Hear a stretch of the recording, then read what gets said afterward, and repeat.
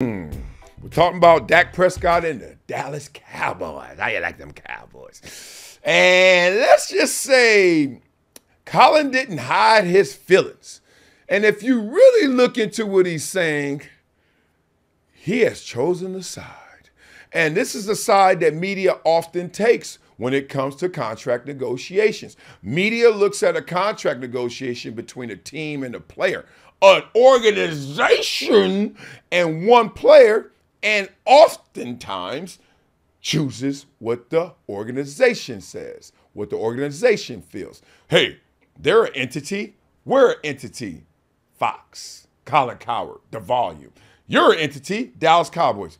Forget that player. We're not going to listen to that player. He's greedy. He's short-sighted. He's not seeing the big picture. Just giving you a little framework about what you're about to hear. Let's listen to Colin. Drop it. Let's hear it. I saw The Athletic, a subscription model for sports writers. I subscribe to it and read it regularly. Mostly agree, Same. today disagree. There's an article today. The headline is, "Can the Cowboys afford to pay Dak in the NFL's broken quarterback economy?" And the premise of the article is Tua with the Miami Dolphins and Jordan Love sign their mega deals, and Mahomes ranks only 11th in annual salary. That, says the article, is the problem. I disagree. There's a lot of different ways to make money. Real estate, pensions, equity in a business, stock market. There's a lot of different ways. Same with quarterbacks. I think the more gifted quarterbacks who are really smart take a little less, get surrounded by better players, win more, and then you're Tom Brady, you retire, and a TV network gives you $30 million a year. Not because you're handsome, but because you won more. Go ask Drew Brees. He took the bag for a couple of years in New Orleans with Sean Payton and lost. Then he took much less, restructured his deal to help the roster, won a Super Bowl. He's now iconic and won't have to worry about money the rest of his life. Brady took cuts because he had confidence in himself and the organization to surround it with championship-level players. Travis Kelce and Mahomes have structured team-friendly deals. You think Taylor Swift is dating a Carolina Panther tight end?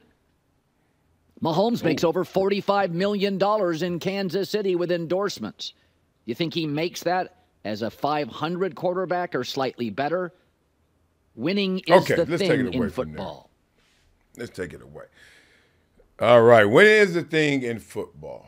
Okay. I get where he's coming from on that. Even though Tua's record, Jordan Love's record, we're looking at him like, all right, Tua, you're injured at times, but when you're there, you are a winner. Closer than we like it, but hey, go ahead. Jordan Love, you came on strong at the end. We get it. Surprising playoff win, big time over the Cowboys. We get it. But they haven't won a championship. Matter of fact, haven't sniffed it if you really want to talk about the grand scheme of things, right? But they got paid.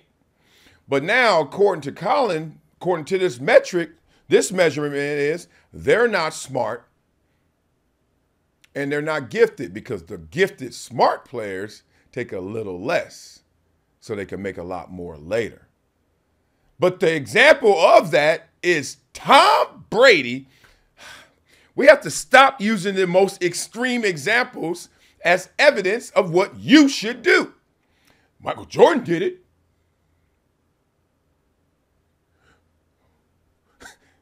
LeBron James did it. You talking to me, dog? Like, okay, and I mean, we use the 0.00001% guy and say this is the standard. No, that is supreme excellence on the extreme. There is a median. There's an average. There's a moderate level of player. And Dak is always on that threshold of elite or damn good, right? So Dak doesn't qualify as the elite quarterback that is great, that is thinking forward, that should sacrifice right now like a Tom Brady did when he was playing. Even though Tom Brady did get paid at first, then he started to take those haircuts in order to get the players that he wanted. Then they didn't give him all the players that he wanted. Remember, example A, Wes Welker. So then Tom Brady was like, and that started a lot of their contention. Hey, man, that haircut was for him. What are you doing? Who are you cutting up? Right? I digress. So the point is, I know every athlete sacrifices. But in terms of sacrificing for the organization, that wasn't asked of the greatest athletes, of the quarterbacks, of the top dogs. And that sacrifice shouldn't be just on the players. So I'm not the only one that felt this way, and I'm glad other media members have felt this way as well. There's been a lot of pushback on this conversation because enough is enough. I've been saying this for a while. I watch the media all the time just say, wait, well, you know, they got a salary cap, and with the salary cap comes consequences, and you can't take all the money. But what's the cap on what the owners make? Nothing. They're the owners. Okay. So then why don't you open up this cap where you can pay your top players what they deserve or what they have earned, and we still be competitive? Why do we have a consequence that comes with a cap? It makes no sense, but it makes dollars. It makes no sense. It makes dollars. DJ Quick. So now, I want you to see what Ed Werder had to say about this, because Ed Werder said, wait a minute, Colin, what you talking about? Sound like a Cowboys company man right here. He played, and we're talking about Patrick Mahomes, as Colin used him as another example. Once again, that 0.001% guy. He played 4 years on a 4th-round draft choice contract and was franchise tagged twice. So now he finally has all the leverage. Why does a player have to manage his team's salary cap? Now, that's a respectful way we could take that away, because we know that Colin thinks Dak is making the choice to be the highest paid. Like that's a bad thing, instead of putting together a winning team and hoping that we win the championship.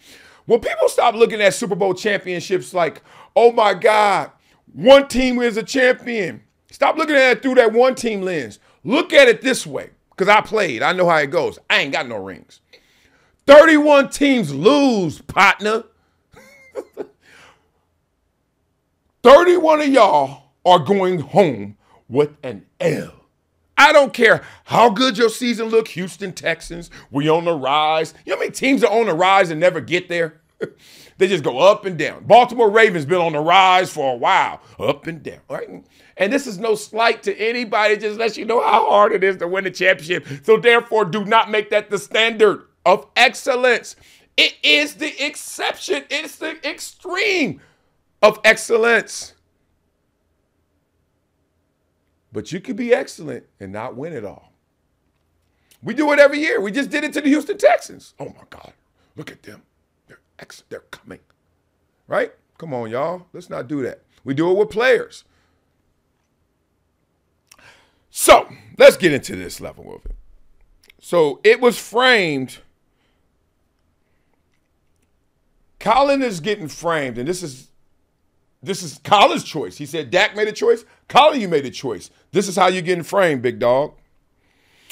You have an employer by the name of Fox that is in the football business big. I mean big, especially this year with Tom Brady coming on board. Big, big, big, big, right? So you're an entity, and Fox is like football is king. And football is at its best, its peak, its highest, when what? One thing, the Cowboys are competitive. Not just competitive, championship caliber competitive. Woo! Ratings, roof. Go through it. You work at Fox.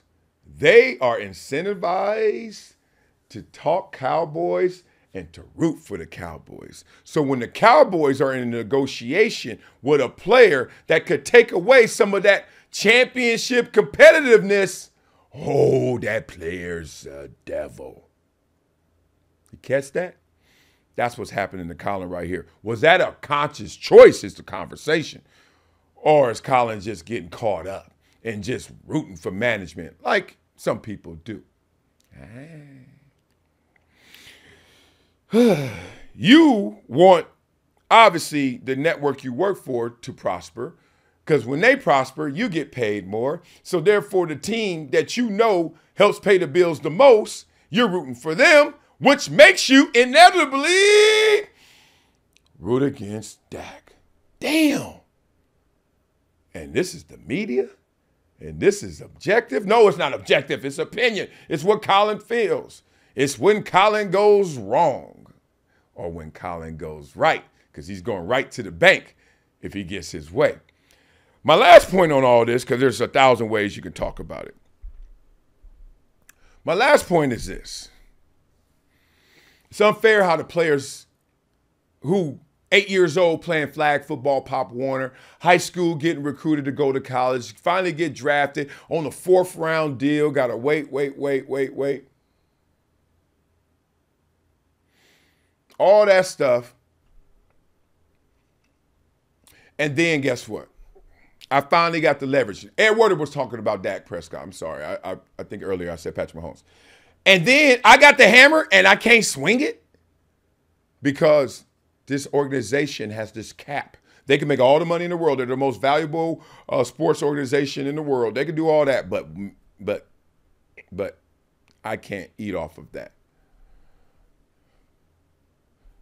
I made it. I'm in position. You ain't giving it to me. Stop acting like you giving it to me. You never make the highest paid player in the league somebody who hasn't earned it. You don't believe me? Why the backup ain't getting it? What do you mean? He ain't playing. Okay, why the sorriest quarterback ain't getting it? Number 32. Why number 30 ain't getting it? Why number 20 ain't getting it? And then you start saying, well, Kirk Cousins getting it. Kirk Cousins' numbers ain't 20. No, sir. No, sir. To tell somebody, oh, they wrong for getting what they earned is the crux of this issue. And I think that's where the problems are. The NFL owners make plenty of money. As I read in the article, the players deserve to make plenty of money too. No better way to say it. I think Jerry Jones going to do the right thing. He just waited too long. Everybody, money and values going up. He going to handle it. But he going to wait for that deadline, as Jerry Jones likes to do. Because deadlines are when deals are done, right? So we'll see. But beat it up in the comments. You think Colin went out there loaded at Dak? Pack, pack, pack. Or you think Dak just caught some ricochets because he really just want them Cowboys to get them ratings. Dak, you just going to have to take an L on this one. Not on purpose, but just, Cowboys first.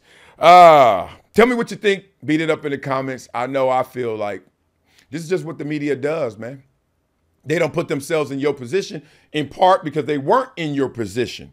They're NARPs, a lot of them. So the NARPs don't know about that position, right? So that's why I am in favor of the athlete's voice taking back sports media, because you would know what that feels like. And that investment should not be shortchanged because of this investment from this big organization. Nah.